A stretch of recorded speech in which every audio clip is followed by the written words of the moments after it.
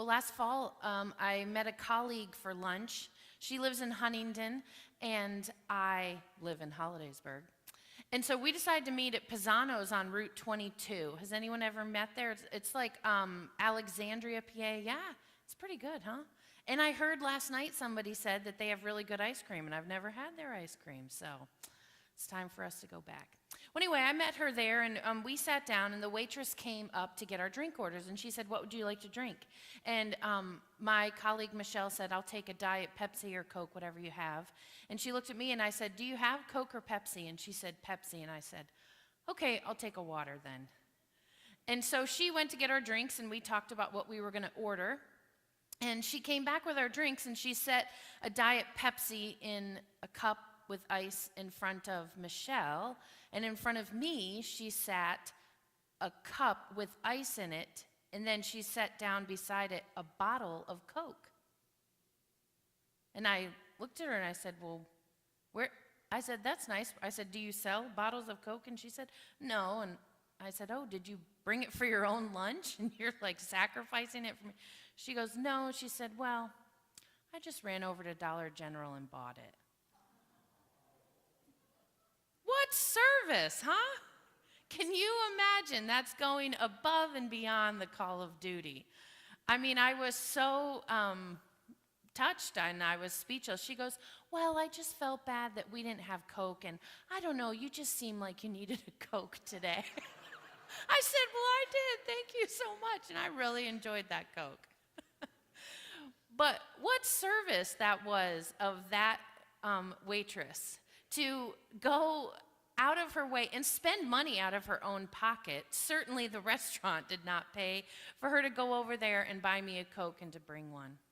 So we've all had experiences with service, good and bad, right? And when we think about the kind of things in our world that offer service, or that things that people do for us even in their jobs, there's a lot of things that come to mind at first. I mean, certainly serving in a restaurant is one of them.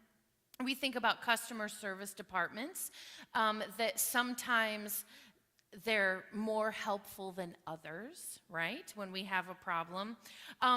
And we think about when I was little, maybe when you were little too, gas stations were mostly called what? Service stations, right?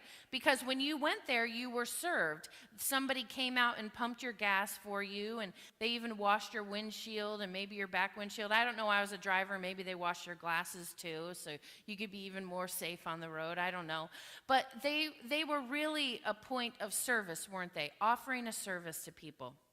And there's many other kinds of service in our world too. I mean, anyone that comes to your home to fix something, like if you have a problem with plumbing or if you have a leaky roof or whatever, that's service as well. Any kind of mechanical work on our car, that's certainly a service. Doctors, nurses, all the medical technicians, they are serving others in what they're doing. The education world, the teachers, I mean, there's so many people that are serving. We have public servants. We often call police and firemen, and they're public servants. But some others that you might not think of right off that are also service oriented are, party planners. They're providing a service, right? So you have a good party. Your hairdresser is providing a service, hopefully always good, right? The company who moved you from your last home to your current home, I know Pastor John right now is thinking, they provided me no good service. He had a terrible experience with his move to Hollidaysburg. But I had a great one, so that moving company was great. We have computer programmers and landscapers, your travel agent, librarians. The list can go on and on of persons who serve you in your world. Now, and sometimes we don't necessarily think of these occupations as ones who serve. And it could be because oftentimes they're the ones that we've talked about here, they're getting paid to do what they do, right? I mean, we're paying them for their service.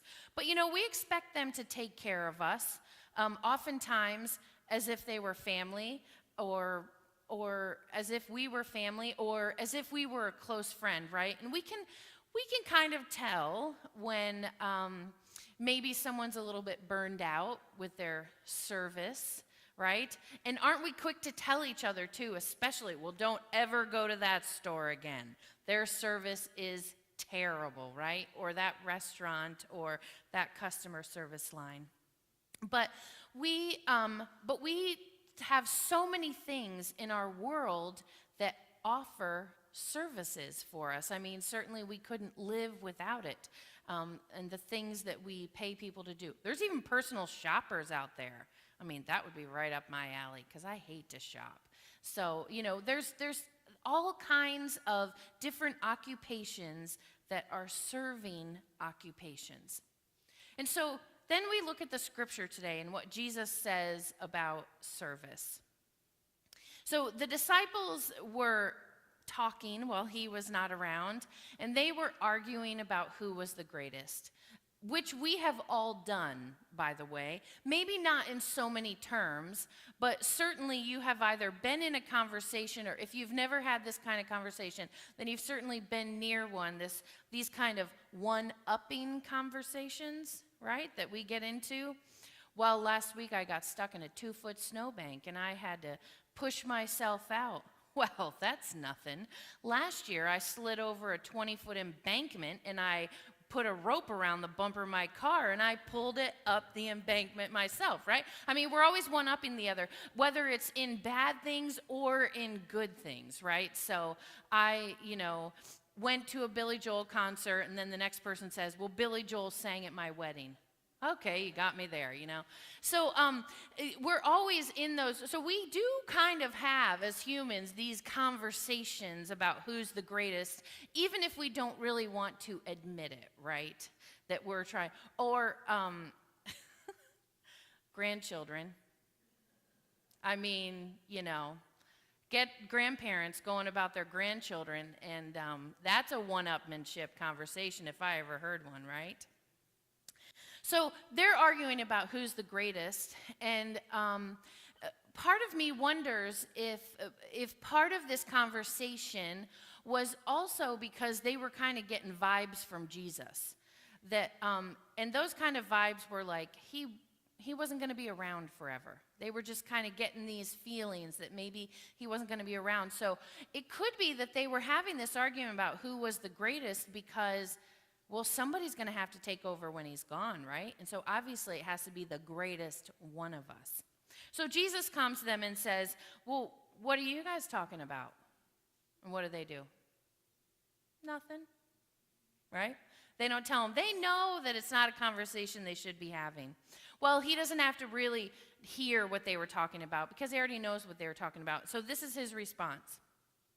Whoever wants to be first must be last of all and servant of all. And then, for the example, Jesus calls a child over and shows them what serving means to him. And he says, whoever welcomes one such child in my name welcomes me. Whoever serves a child like this serves me and my Father God. So we don't really have too much trouble understanding that statement. Pastor John last week talked about investing in children and youth and how that can change the world, and that's kind of serving them. So we understand that concept. But if we didn't understand the culture of that time, this statement might not make. We might miss the point altogether. Because in Jesus' culture, children were essentially non-persons. They were left with women who really didn't mean anything, and women were subservient to men. And so children were on a lower social status than even women. And then children, the only persons in the social status that were below children were slaves.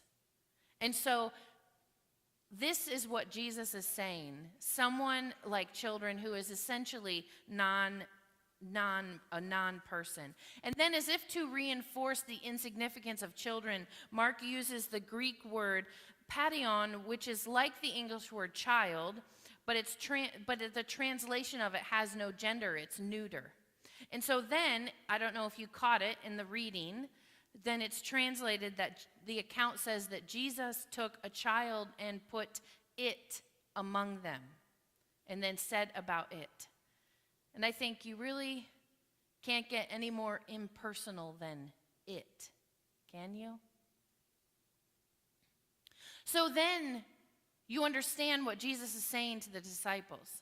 Jesus is saying, when you welcome this child, you are serving me. And the disciples' minds are, right? That child who doesn't mean anything, who we ignore, doesn't mean anything, we have to serve that child. Well, what's he going to say next? Like, we have to serve the slaves? Well, yeah, right? The people who are not welcomed into the society. So they were arguing about their greatness, and Jesus is saying, listen, if you want to measure greatness, measure your service to all.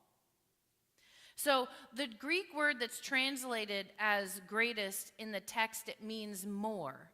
And so in our usual way of thinking, if we are the greatest, or if we are more than others, then some other person has to be less than us, right? So it would be there's some other person who doesn't measure up to our status or our achievement and who are therefore less than us. So Jesus wasn't really taking issue in saying, not necessarily you can't measure your greatness, but what he was saying to his disciples is, you're measuring it in the wrong way. Remember, in my world, it's opposite day every day. And you don't measure how great you are, how more than others you are. You measure by how much can your service include everyone, even persons who don't really have a place on the social ladder in those days or in these days. So he was asking, how far are you willing to go to include the care for the least and the lowly? So instead of measuring from here up, how much fame or status you can achieve or how many people can know your name, you need to measure your greatness from here down. How are you serving all of the persons in this world, especially those who are marginalized? This is a bad example because it's I'm using this example up and down because we are humans and we are linear thinkers, but it does not mean that persons are better or more than someone else. Certainly we are all equal in God's eyes. But this is what Jesus was saying to the disciples and why it was so mind-blowing to them that they had to serve.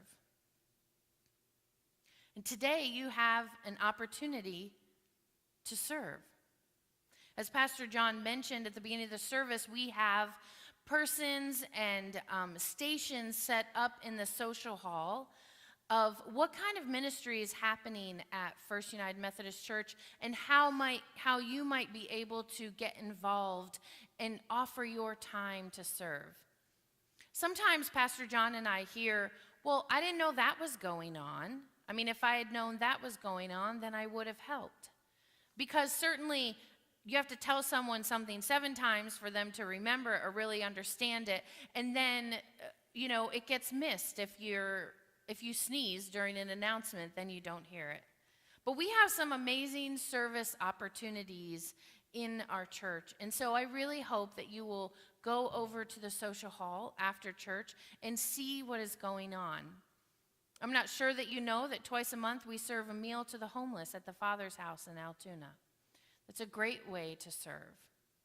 So there are many other things that are represented over there of ways that you can serve, ways that you can measure your greatness, not by how many people know your name, but by how many people know the way you love. And that's really what God is asking of us. That's what Jesus is calling his disciples. That's you and me. We're his disciples. That's how Jesus is calling his disciples to serve and to measure their greatness by how far-reaching they can include everyone. Will you pray with me? God, forgive us for the ways that we have turned our back on those who need your love. Forgive us for the ways that we have thought we are too good for that, or that we can't serve there because those persons look different. God, I ask that you open our hearts and our minds for service, knowing that you came and served in the greatest way with your life. We love you. Amen.